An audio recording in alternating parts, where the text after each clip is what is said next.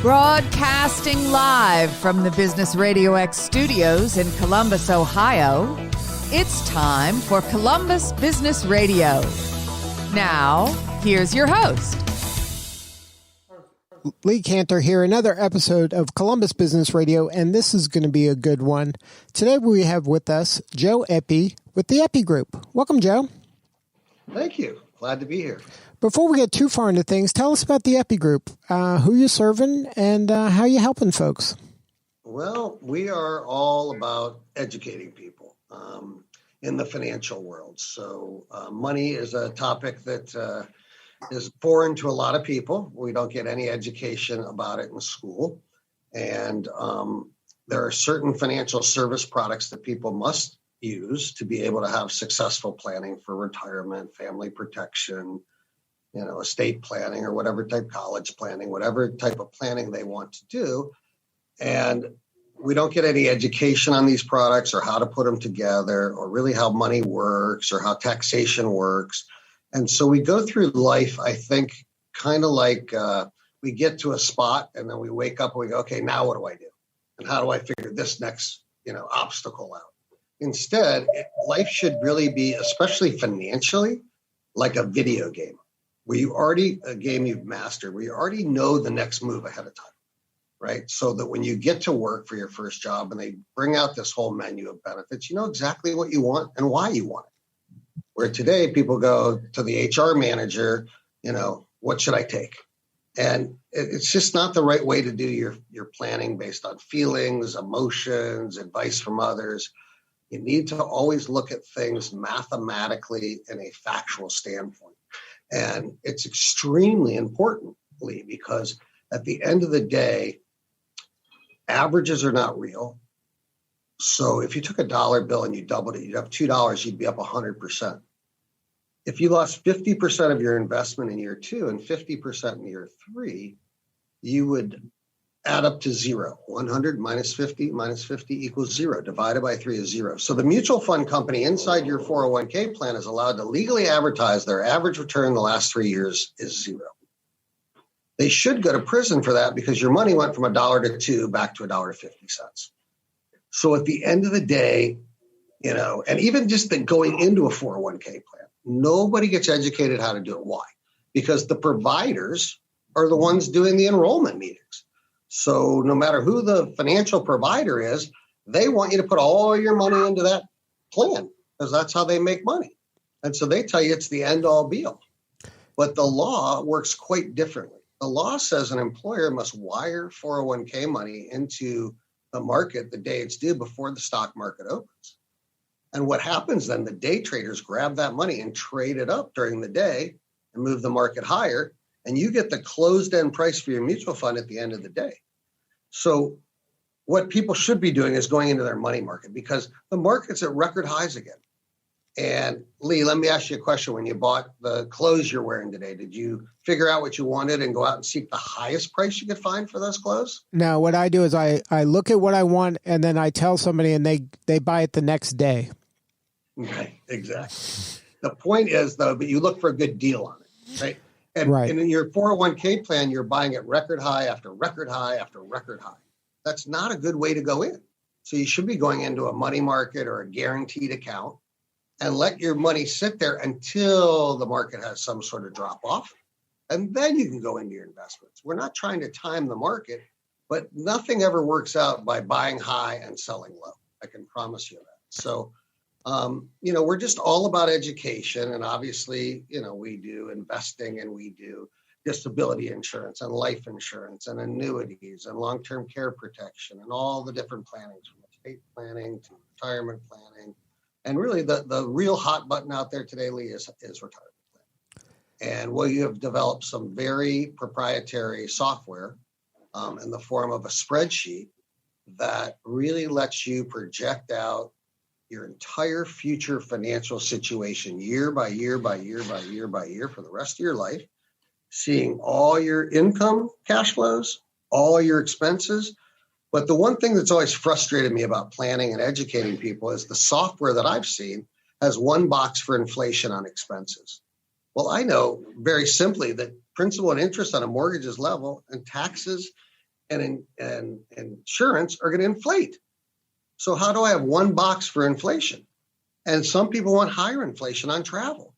So in our software, we have a separate box for inflation next to every single expense. And there's not an expense under the sun. And we even have other categories.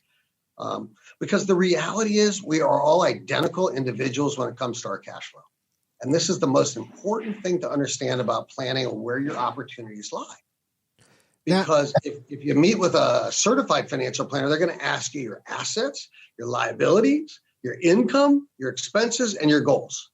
And they're going to come back after fancy calculations and they're going to go, Lee, you need to put $5,000 a year away more. And you need to make 5% average on the way in and 4% on the way out. Well, we already debunked the averages. But now let's talk about the $5,000 more. So people are either paid by W-2 or 1099. We're going to talk about W-2 today, if that's okay with you.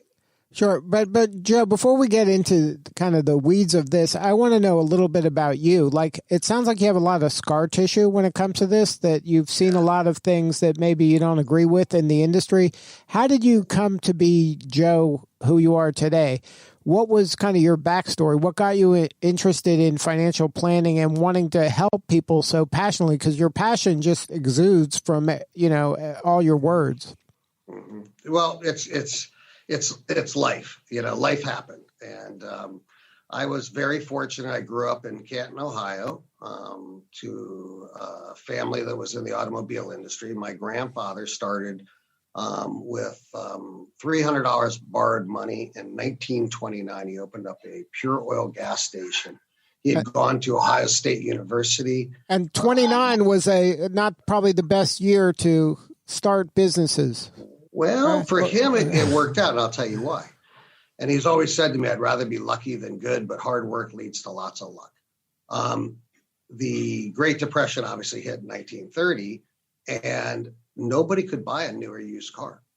At best, they were buying used tires, repairing them, putting gas and oil in them at best. And that was his business. So the Great Depression actually, helped him tremendously from a business standpoint. Obviously, it didn't help the economy or anybody else, but from that standpoint, it did. And then my family really made most of their money out of a company out of Columbus, Ohio, ironically, called Acceleration Life Corporation. They were the first company in the United States to sell credit life and accident health and extended warranties for cars. And my grandfather was a visionary, and he went on the original board and invested $43,000 in 1961. And he knew it would be part of the industry. Well, in 1971, I was a 10-year-old little boy sitting on my grandfather's lap in his office, his best friend sitting across the desk. He sold the stock for $2.7 million. And his best friend gave him the hardest time, said, Eppy, the stock keeps going up and splitting and up and splitting. You're an idiot. Well, 2 weeks later, the stock crashed. My grandfather's answer to him was, I can wear one suit at a time and eat one steak at a time. If I'm careful with this money, my family is good for a long time to come. My grandmother died 6 years ago with a $2.5 million estate after donating about $5 million to charity and family over their lifetime. So true words were never spoken. He taught me to think like a visionary. So when I graduated Ohio State, I sold cars for a couple of years. And while my wife finished dental hygiene school and we moved back to Canton, I had the vision for the first auto mall. We see them everywhere today, multiple franchises, one location. Back then, the manufacturers did not want that at all. And our attorneys didn't put that into the buy-sell agreement. So we bought 5 dealerships we couldn't move. And the accountant didn't have me asset protected, any of us asset protected. So at 26 years old, my wife and I were worth $3.1 million on paper. And at 28, we were flat broke. I got to come home on a Tuesday afternoon because the store started losing like $350,000 a month. And I went home on a Tuesday and told my wife to sell the house, get rid of the pets, and get rid of the boys. They were expensive and they weren't working yet, but we ended up keeping the kids. And I went back to Columbus. I didn't see my family for 6 months. I took a job at Northeast Toyota, which is no longer even there, as a sales manager. Bounced around a couple stores, and then I went back to a store that I'd sold cars for. I turned a Chevy store around for them, and they owed me a nice bonus. It was due May 1, 92. April of 92, I was coming to Florida to see my family, and I got called in the office the day before I left and fired because it was employment at will and contract at will, and they didn't want to pay out this big bonus. And the new CEO of the company ran the other Chevy store, and I wasn't making them look too good. So I came to Florida anyways. I'm a spiritual person. I did some soul searching, some praying. God put me on a different path. I went back to Columbus and sold cars for a year and moved here to South Florida, to Fort Lauderdale in 1993 with 30 grand from my equity from my house in Columbus and not another penny to my name, and started over like the rest of the world does in South Florida. I opened up an insurance and financial service practice. My wife took a job as a dental hygienist. Unfortunately, her mother, the following January of 94, got diagnosed with terminal lung cancer. By 96, my wife spent half her time in Cincinnati, helping her mother die. And I was cash advancing credit cards for staff in my business and to pay for help in the house for the boys because I had no money. And when my mother-in-law died January of 1998, I was 36 years old and $125,000 deep in the credit card debt. November of that year, at 37, I had my first 3 coronary stents. At 38, May of 99, one of my stents collapsed a little over 20 years ago, and I had a double bypass surgery. I've since had 4 more stents and heart attacks in 08 and 11. Here's what I've learned. It's easy to make money in life. It's really hard to keep it. When you don't do great things with your money, the man upstairs takes it from you. And lastly, we're all put on earth for a purpose. And we are given the training by the man upstairs for that purpose. And my purpose is financial literacy, but not just financial literacy. It's to get kindness and communication skills and relationship skills and the ability to be kind to your fellow man back into society, and understanding the community environmentally and charitably, and understanding the Constitution and governance, and dealing with the mental health stigma and the youth suicide rate. So we're working on a video game that will incorporate all these things, because I said, especially financially, life needs to be like a video game. And even if you look at all this police violence or domestic violence, it's no one is skilled to deal with mental health. So if we can get people, through maybe even a simple thing as a video game where they see 4 vignettes at the lowest level of the game, one person's got a mental health issue, it's easy to figure out who has it and how to get them to help. But at the highest level of the game, you can have some real skill at this. So, we're all about compassion and kindness. And it's one of the reasons I brought a couple of people with me today. And one is Elliot Brody, who is one of the founders of Oakstone Academy, which is a school, and Elliot will tell you a lot about it, but it's a school for kids with autism, but half the students there are typical. So Elliot will tell you how that school works. They're servicing almost 700 students there today, and they're getting just amazing results because people with special needs have to do very specific planning or they'll lose their federal benefits. So, and Joe, your mission is to help educate the families you serve so that they are kind of taken care of no matter whether they want to kind of work on their legacy, whether they want to work on their retirement, whether they want to take care of their family or a family member in need. It's a holistic approach to kind of blending this kind of, I don't want to say altruism, because a lot of it's self-serving for the family to just be taken care of. So you're not looking at it of, I'm just going to, chase returns. You're looking at it as a whole person trying to get the most out of their life so they can serve the folks around them in the best way possible. Exactly. All right. So let's welcome Elliot to the show. Welcome, Elliot Brody. Tell us about Oakstone. So, Oakstone is a private school for children with autism. As Joe said, we service nearly 700 children from pre-K through high school. It's built on a full inclusion model, meaning we try to have a 50-50 ratio of children on the spectrum versus neurotypical children who come to our school for various reasons, whether they were bullied in their public school or whatever it may be. Most of them are, children who do achieve quite well academically. And it creates a win-win scenario for our children on the spectrum. They learn behaviors from their typical role models, and those are behaviors that we want them to exhibit in their day-to-day lives.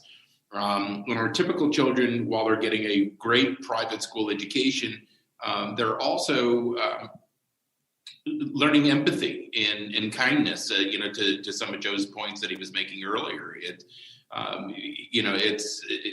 creates that empathy and kindness towards others who are different than you. So it creates a great environment, and it's a great learning environment. And we've been in the community now for about, I think we're in our 22nd academic year. This school started at our dining room table with a couple of other families over a lasagna dinner. All of us have children who are on the spectrum, and we were looking for a better solution for our children and in a better environment. And it's I will never knock our public school system, but it's and I have a lot of family members who are public school teachers, so I love them dearly. But it's unfair for some of our public schools, and for some of the students in there. Our children are ushered in and out of the classroom all day long, not necessarily conducive to a great education environment. So we just wanted to change that up, and we have, and it's been a very successful model. But where it comes back to our business and financial services, as a parent of a special needs child, it does take considerable amount of planning for us. We have to be thoughtful of planning our own retirements, but essentially we're planning a second retirement for our child when we're no longer here to provide for them. And it could be fairly extensive planning. Our children, when they're receiving benefits from the county, there's the autism waiver program that enables our children to access Medicaid and services through Medicaid. As they get a little bit older, they can qualify for Social Security disability. But with those programs come stipulations that they're not allowed to have any assets, or assets no more than $2,000. So we have to do a lot of other planning, which involves working with attorneys on developing great trust programs that protect their benefits that they get through the county and through the federal government, while being able to live in an environment that we choose versus becoming wards of the state. Now, I would imagine for the lay person that doesn't have these kind of needs, it's difficult to imagine that these are some of the things that you had to think of at the beginning and that you think of constantly, whereas a person who doesn't have a special needs child is probably, it's not occurring to them as urgently as it is for you. So in these kind of circumstances, I would imagine it's difficult to do this on your own. You need some sort of expert advisor or trusted advisor to kind of Sherpa you through all of the complexities of this, because there's so many things you don't know, and you probably know you don't know all this stuff, and you got to lean on somebody that has this specialized knowledge in order to really take care of your family to the best of your ability. And that's absolutely the case. And but the other part of that is, and as I was talking about an attorney relationship, our work that we do, because the place in which it comes from, because it comes from personal experience, and it comes from years of dedicated experience in Joe's case, in working with our families. But our work is not complete without good quality work from an attorney who knows and understands how the process works as well. But everybody has to work together. This is something that you almost need a team to really be watching your back, or else you can screw it up just because you don't know all the details. Precisely. Now, when you're working with a family that has these kind of specialized needs, who becomes kind of the quarterback? Is it the attorney or is it the financial advisor? Who is the one that's helping guide the family to, kind of making sure that they're getting the desired outcome? Well, oftentimes we have direct access to the families, so we tend to quarterback that. But it's I hate using the word control, but it's, where did the family access the advisor first? Was it the financial advisor, or was it legal advice? And so the referrals go back and forth between us and various attorneys who we have developed relationships with. So it can be an either or, but most often than not, it's typically we've been out there, we've had conversations with the family, we sit down, we talk about it with them, and we're frequently making referrals to a group of attorneys that we're comfortable with. Right. But again, this is something that when your family's kind of well-being in this area is on the line, you want people that have been there and done that. You don't want to be on the learning curve of a brand new person who's never seen this before, and they're learning along with you. Maybe they're reading ahead 2 pages in the pamphlet. I mean, I want somebody that's been there, done that knows where the landmines are, 6 months, 12 months, 5 years ahead of time. And that's correct, because there are no do-overs to bad planning, especially in this arena with special needs. We have to be working with people that we know are quality attorneys that have years of experience working in this area of expertise. Now, can you share a story? Don't name names, obviously, but a way that you kind of were able to come into a family and help them kind of navigate this and maybe either save them money or had a good outcome for them? Well, yes. I mean, it's a family, and it's not an atypical situation, where you have one parent who's the major breadwinner. In this particular household, mom was the major breadwinner. She was, making, mid-70s in gross income. Husband was unemployed, taking care of the children. So we had to take a look at this scenario to protect mom and mom's income. So not only did we have to replace her income in the event of loss of life, but we also had to protect her income in case of disability, which was becoming a quite important scenario, especially with dad not working.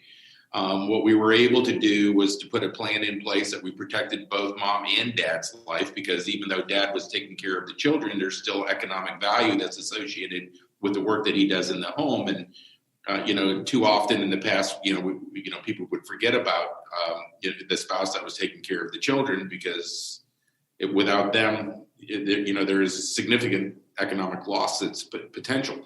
But again, we had to really take care of mom and being able to replace mom's income, which we did. Then we also took care of the event that she was disabled, making sure that there was a plan in place for her. And in this particular case, mom became very ill and had to use the disability.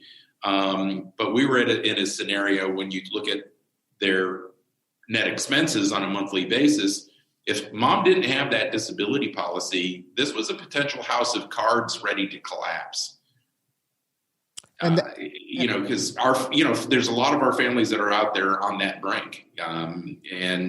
So good planning, putting good, focusing on the individual needs of the family, and making sure that we had a great plan in place to take care of any of those things, because you can plan all you want, but you still have to be prepared when something comes about. And that's what we did. We helped the family be prepared.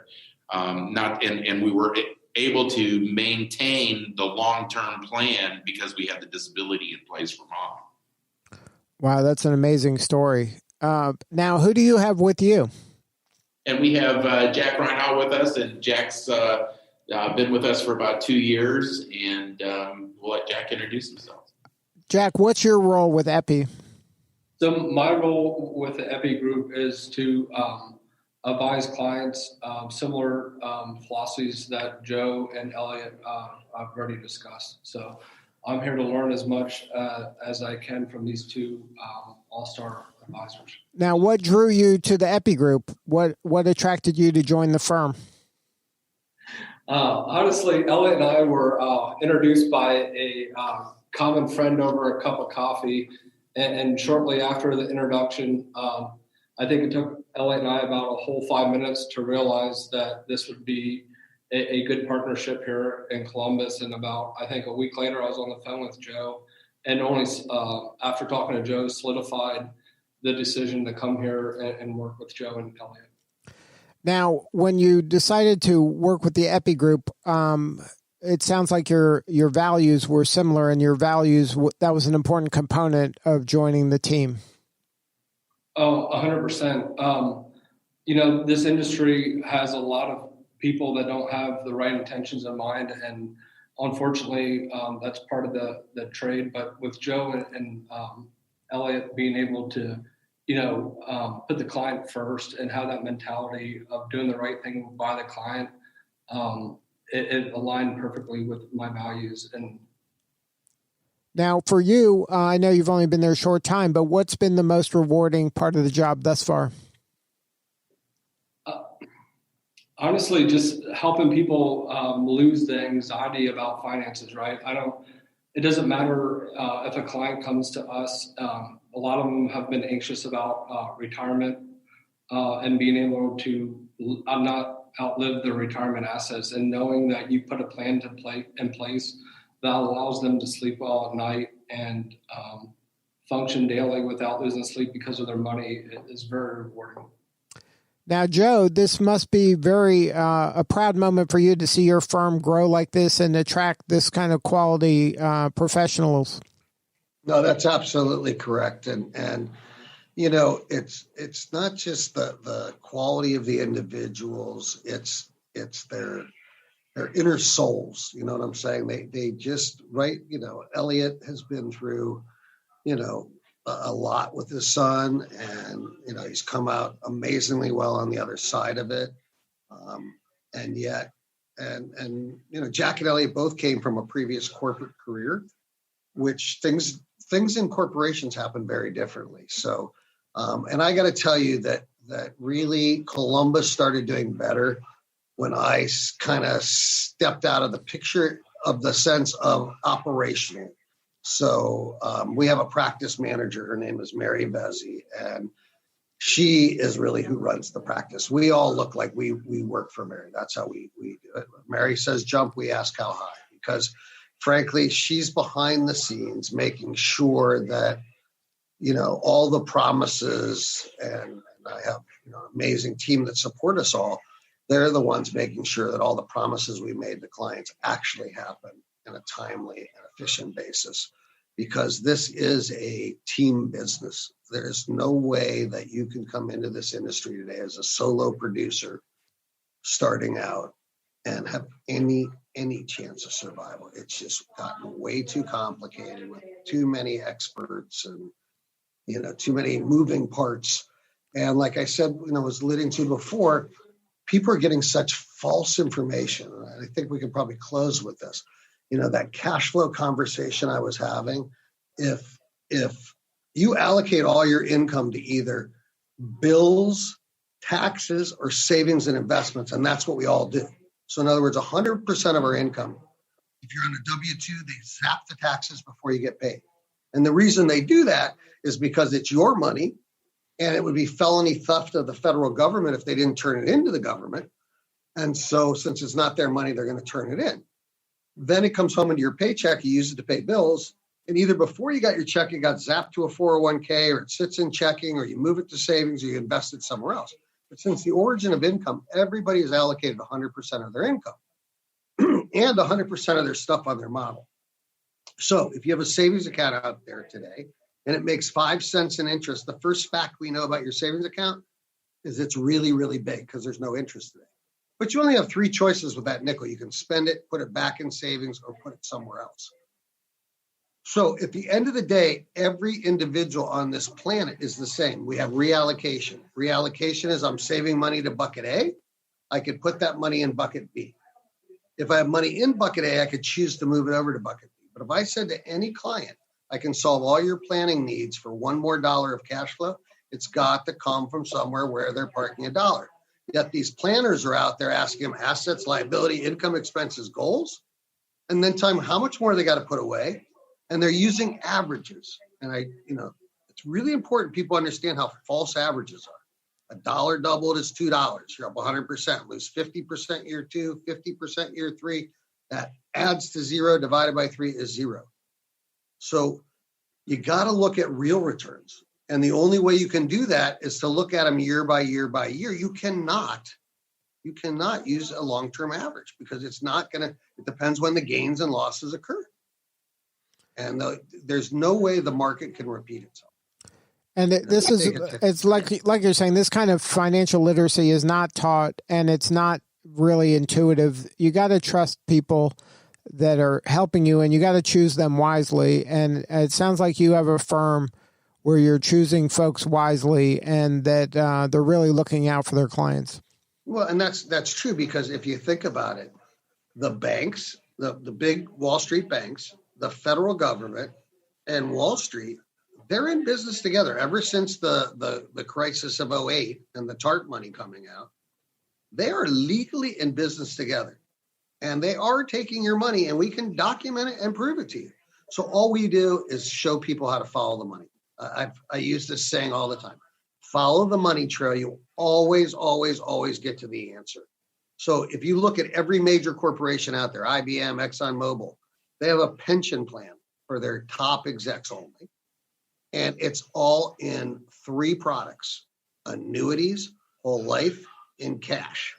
Yet everybody listening to this has got their money in mutual funds or stocks or bonds inside their 401ks. Why aren't the people at the top doing the same exact thing they're having us do? Because they know it doesn't really work as well as what they're doing. And so we just teaching people how to follow the money trail. That's always been the solution in life. So if there's someone out there that's listening that wants to learn more about how to take care of their money so that it grows and so they're protected and their family is protected, no matter their situation, what is the best way to get a hold of somebody at the Eppy Group? Well, you can use our toll-free number. It's 888-563. Did I get that right, Mary? 563-3779. And then the website? The website is www.theeppygroup.com. All right, THEEPPYGROUP.com. Right. Well, thank you, Joe, for sharing your story. You're doing important work, and we appreciate you. And thank you for bringing your team today.